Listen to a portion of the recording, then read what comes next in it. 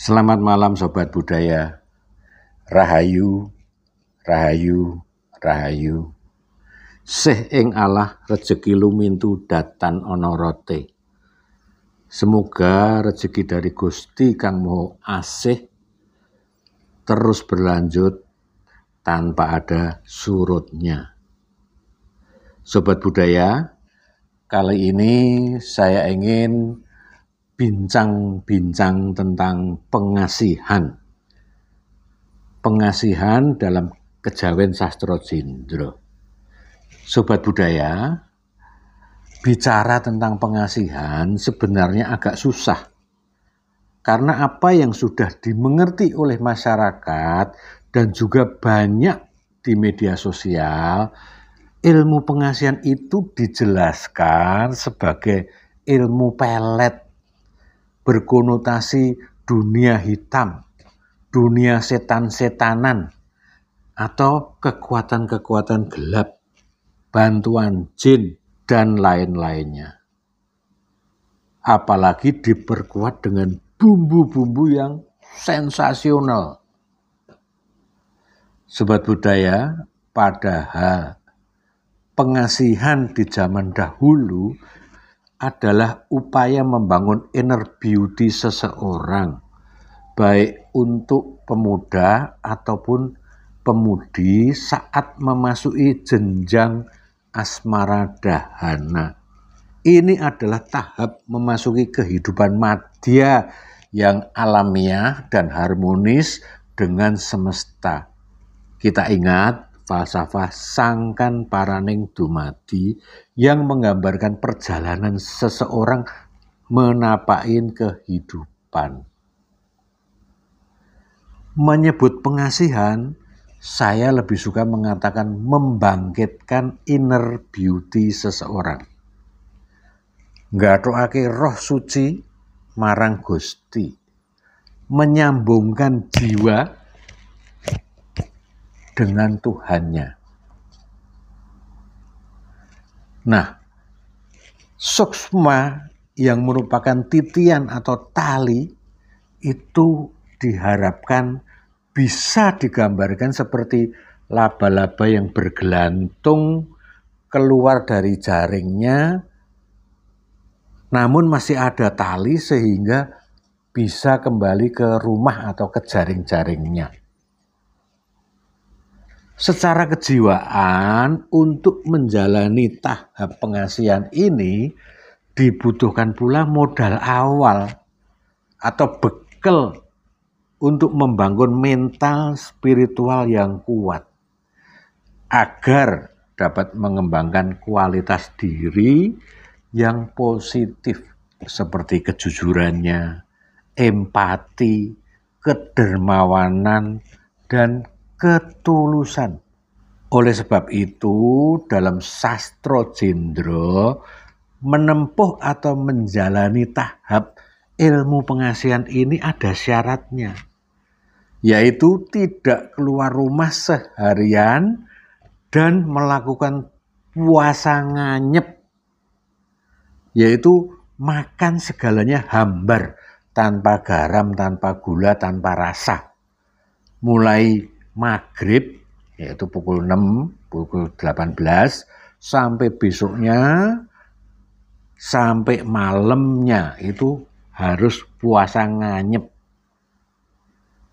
Lalu nanti malamnya sekitar jam 11, jam 12, dilakukanlah siraman kembang setaman. Lelaku sehari semalam ini agar ada pergumulan batin berupa perenungan dari orang yang akan dibangkitkan pengasihannya, sehingga orang itu bisa fokus pada introspeksi diri dan merenungi diri pribadinya.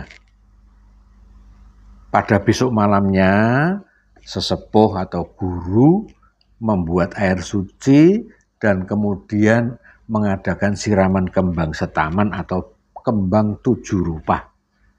Nah, dilakukan dengan mantra ase suci.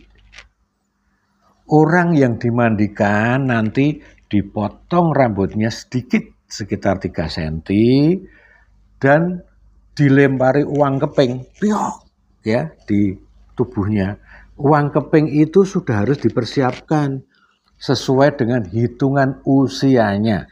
Misalnya usianya 20 tahun atau 25 tahun, ada uang keping, terserah uang keping apa, itu sebanyak 25. Nanti ditaburkan di tubuhnya, disiram, kemudian juga orang itu yang disiram itu harus memunguti kembali hingga ketemu 25 keping. Yang nanti kemudian dibungkus bersama rambut dan celana atau kain untuk siraman tadi dilarung, dibuang ke sungai yang hanyut yang berjalan. Nah, siraman pengasihan seperti ini biasanya dibarengkan 1, 2, tapi biasanya banyak orang. Nah, simak tuh, ada siraman Sukerto untuk membuang sial dan panyuwunan di video saya yang lama ya, yang kemarin. Cuman siraman pengasihan berbeda dengan siraman Sukerto. Siraman pengasihan ini adalah bukaan pertama menghubungkan roh suci atau jiwa dengan Tuhannya. Sebagaimana garis yang disebut suksma ini atau suksma sejati dimohonkan bisa menjadi suksmo kuoso. Artinya sukmo kuoso itu bisa menurunkan satu sinyal Tuhan. Di dalam agama sering disebut Roh Kudus, Roh Al-Qud. Di dalam kejawen disebut suksmo kuoso. Nah, tali suksma yang menghubungkan ini dimohon bisa berubah menjadi alur kuasanya Gusti untuk membuka kesadarannya. Dalam psikologi analisa disebut individuasi. Istilah individuasi merujuk pada proses perkembangan jiwa dalam psikologi analisis atau psikologi Jungian yang dikembangkan oleh Carl Gustav Jung.